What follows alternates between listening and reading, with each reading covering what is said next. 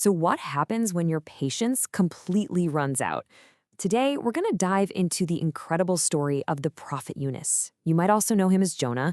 It's this timeless story about making a huge mistake, hitting absolute rock bottom, and then finding a second chance in, well, the most unlikely place imaginable.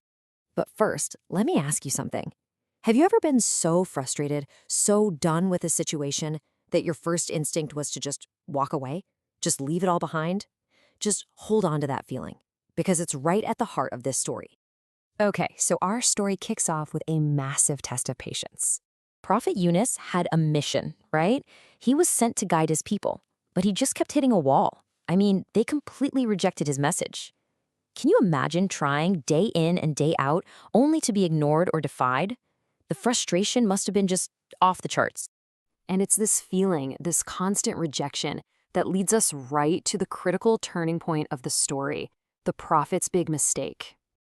Now, the instruction he got was actually pretty simple, but also incredibly difficult. He was told to deliver his message and then just wait. That's it. He had to patiently trust the process and just wait for God's command on what to do next. And right here, this is the path he was supposed to take, the path of obedience and patience. Trusting the timing and the bigger plan, even when it's super hard. But, well, that's not what happened. His frustration just boiled over. Overcome with impatience, Yunus made a huge mistake. He abandoned his post. He just walked away from his people without getting permission. He chose this other path instead, the path of impatience. And, underneath that impatience, there was this subtle kind of arrogance. This feeling that he knew better and that waiting around was just pointless. And this, for me, is such a crucial part of the story. It shows us that even prophets are human. When our patience wears that thin, any one of us can make a mistake. It's such a powerful and relatable moment, really.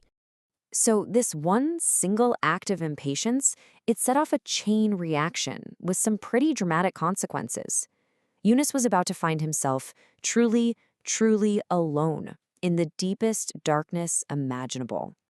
Okay, so after leaving his city, Yunus hops on a ship. But then a huge storm hits.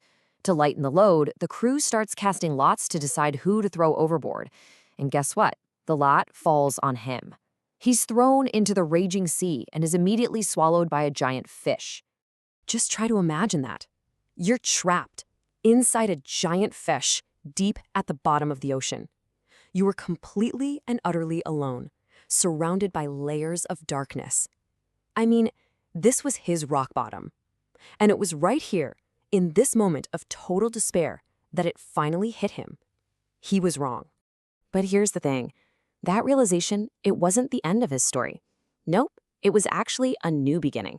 It led to one of the most powerful prayers ever spoken, a prayer of pure humility. From the belly of that fish, he prayed these simple, powerful words. It's just the perfect prayer of repentance. There are no excuses, no blaming anyone else. First, he recognizes God's greatness, and then he takes complete ownership. Indeed, I was among the wrongdoers. And because his repentance was so real, so sincere, something absolutely incredible happened.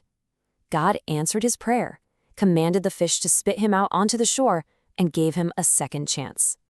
And this gets us right to the core virtue of the story, humility. So what is it really? Well, it's the total opposite of arrogance. It's not thinking, I know better, or blaming your circumstances. It's having the strength to just say, I was wrong. So what can we take away from this ancient story? How does it actually show us a path to forgiveness when we're the ones who mess up? Let's really think about that. When you and I make a mistake, because let's be real, we all do, how should we respond? The story of Yunus gives us a really clear choice. Do we go down the path of blame and excuses, getting all defensive?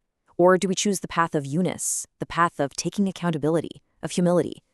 This story shows us that one path leads to darkness, but the other leads to light and a second chance. All right, so let's boil this all down. What are the big takeaways? First, patience really is a virtue. Second, obedience is all about trusting the process. Third, humility is the absolute key that unlocks forgiveness. And finally, and maybe most importantly, God's door of forgiveness is always, always open for anyone who sincerely asks. So, as we wrap this up, I want to leave you with one final question to think about. In your own life, whether it's your work, your relationships, your personal goals, what is one thing you can choose to be just a little more patient with starting today?